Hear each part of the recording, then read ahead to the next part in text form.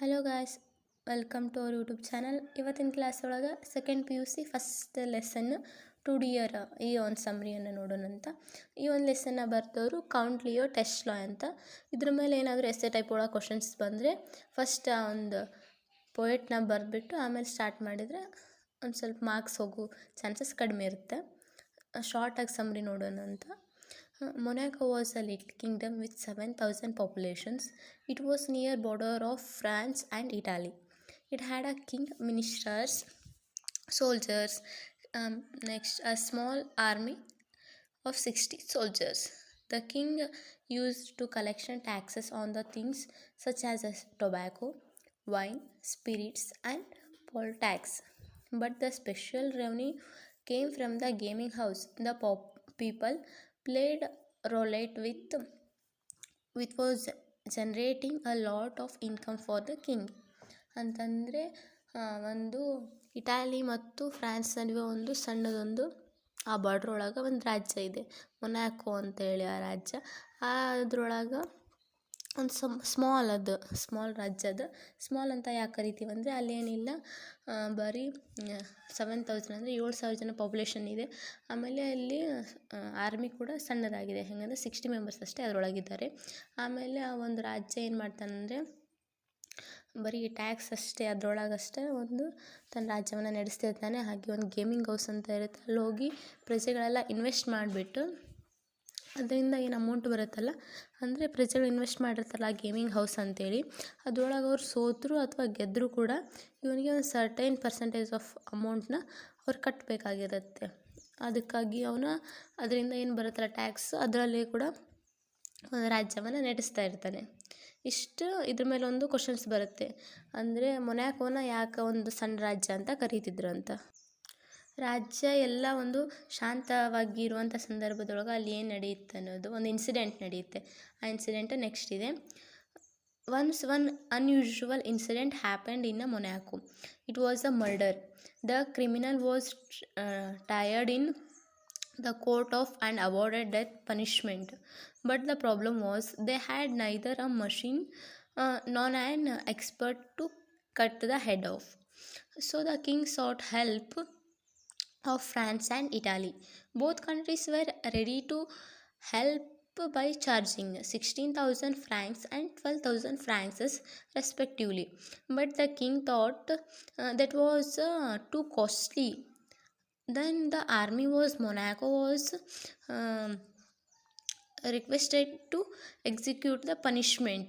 This was refused on the ground that the army was not trained in it. ಅಂತಂದರೆ ರಾಜ್ಯ ಎಲ್ಲ ಶಾಂತ ರೀತಿಯಾಗಿತ್ತು. ಇಂಥ ಒಂದು ಸಂದರ್ಭದೊಳಗೆ ಅಲ್ಲೇ ನಡೆಯುತ್ತೆ, ಒಂದು ಕೊಲೆ ನಡೆಯುತ್ತೆ.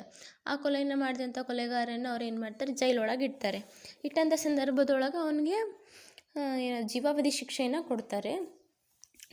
ಜೀವಾವಧಿ ಶಿಕ್ಷೆನ ಕೊಡೋಕ್ಕೂ ಮುಂಚೆ ಅವ್ರು ಏನು ಹೇಳಿರ್ತಾರೆ, ಅವನ್ನ ಸಾಯಿಸಬೇಕು ಅಂತ ಅಂದ್ಕೊಂಡಿರುವಂಥ ಸಂದರ್ಭದೊಳಗೆ ಅವನ್ನ ಸಾಯಿಸ್ಲಿಕ್ಕಂತ ಅವ್ರ ಹತ್ರ ಮಷಿನ್ ಇರೋಂಗಿಲ್ಲ. ಮಷಿನ್ ಇರದೇ ಇರೋಂಥ ಸಂದರ್ಭದೊಳಗೆ ಅವ್ರ ಬಾರ್ಡ್ರೊಳಗೆ ಏನು ರಾಜ್ಯ ಇರುತ್ತಲ್ಲ ಆ ರಾಜ್ಯಕ್ಕೆ ಅವ್ರು ಲೆಟ್ರ್ ಬರೀತಾರೆ, ನಮ್ಗೆ ಈ ಥರ ಮಷಿನ್ ಬೇಕು, ನೀವು ಕೊಡ್ತೀರಾ ಅಂತೇಳಿ. ಅವರು ಕೂಡ ವಾಪಸ್ ಅದಕ್ಕೆ ರಿಪ್ಲೈ ಮಾಡ್ತಾರೆ. ಏನಂತ ಅಂದರೆ, ಫ್ರೆಂಚ್ ಅವರು ನಮಗೆ 16,000 ಫ್ರಾಂಕ್ಸನ್ನು ಕೊಡಿ, ನಾವು ನಿಮ್ಗೆ ಮಷಿನ್ನ ಕೊಡ್ತೀವಿ ಅಂತ ಹೇಳ್ತಾರೆ. ಹಾಗೆ ಇಟಾಲಿ ಅವರು ಏನು ಹೇಳ್ತಾರೆ ಅಂದರೆ, ನಮಗೆ 12,000 ಅಂದರೆ 12,000 ಫ್ರಾಂಕ್ಸನ್ನು ಕೊಡಿ, ನಾವು ನಿಮಗೆ ಮಷಿನ್ನ ಕೊಡ್ತೀವಿ ಅಂತ ಹೇಳ್ತಾರೆ. ಇದೇನು ಅನಿಸುತ್ತೆ, ರಾಜನಿಗೆ ಭಾಳ ಎಕ್ಸ್ಪೆನ್ಸಿವ್, ಭಾಳ ಕಾಸ್ಟ್ಲಿ ಅನಿಸುತ್ತೆ. ಯಾಕಂದ್ರೆ ಅದು ಸಣ್ಣ ರಾಜ್ಯ, ಆ ರಾಜ್ಯನೂ ಕೂಡ ಪ್ರಜೆಗಳು ಕಟ್ಟುವಂಥ ಟ್ಯಾಕ್ಸ್ ಮೇಲೇ ರಾಜ್ಯವನ್ನು ನಡೆಸ್ತಿರ್ತಾನೆ. ಹಾಗಾಗಿ ಅದು ಕಾಸ್ಟ್ಲಿ ಆಯಿತು ಅಂತ ಬೇಡ ಅಂತ ಅವ ಅನ್ಕೋತಾನೆ. ಅದಾದಮೇಲೆ ಏನಾಗುತ್ತಂದರೆ ಅವ್ರ ಸೋಲ್ಜರ್ಸ್ ಏನಿರ್ತಾರಲ್ಲ ಅವ್ರನ್ನ ಕೇಳ್ತಾನವ, ನೀವು ಇವನು ಸಾಯಿಸ್ತೀರೇನಾ ಅಂತೇಳಿ. ಬಟ್ ಆ ಸೋಲ್ಜರ್ ಏನು ಹೇಳ್ತಾರಂದರೆ, ನಾವು ಈ ದೇಶ ಅಥವಾ ಈ ಕಂಟ್ರಿನ ಕಾಯಲಿಕ್ಕೆ ಇದ್ದೀವಿ, ಯಾರನ್ನೂ ಸಾಯಿಸಲಿಕ್ಕೆ ನಮ್ಮ ಒಂದು ಸೈನಿಕರು ಇಲ್ಲಿ ಟ್ರೈನಪ್ ಆಗಿಲ್ಲ ಅಂತ ಹೇಳ್ತಾರೆ. ಇಷ್ಟ ಆಗುತ್ತೆ. ಇದ್ರ ನೆಕ್ಸ್ಟ್ ಏನಾಗುತ್ತಂದರೆ, finally the king decide to alter the death punishment into life imprisonment. ಅಂತಂದರೆ ರಾಜ್ಯ ಅವ್ನು ಸಾಯಿಸ್ಬೇಕು ಅಂದ್ಕೊಂಡಿರ್ತಾನಲ್ಲ, ಆ ಒಂದು ಶಿಕ್ಷೆಯಿಂದ ಅವನೇನು ಯಾವುದಕ್ಕೆ ಟ್ರಾನ್ಸ್ಫರ್ ಮಾಡ್ತಾನೆ ಅಂತಂದರೆ ಜೀವಾವಧಿ ಶಿಕ್ಷೆ, ಅಂದರೆ ಅವ್ನು ಸಾಯುವವರೆಗೂ ಜೈಲೆಲ್ಲ ಇರುವಂಥ ಒಂದು ಶಿಕ್ಷೆಯನ್ನು ನೀಡಲಿಕ್ಕೆ ರೆಡಿ ಆಗ್ತಾನೆ. ಹಾಗೆ ನೆಕ್ಸ್ಟ್ ಏನಾಗುತ್ತೆ ಅಂತಂದರೆ, accordingly a guard was appointed and criminal was put in a cell.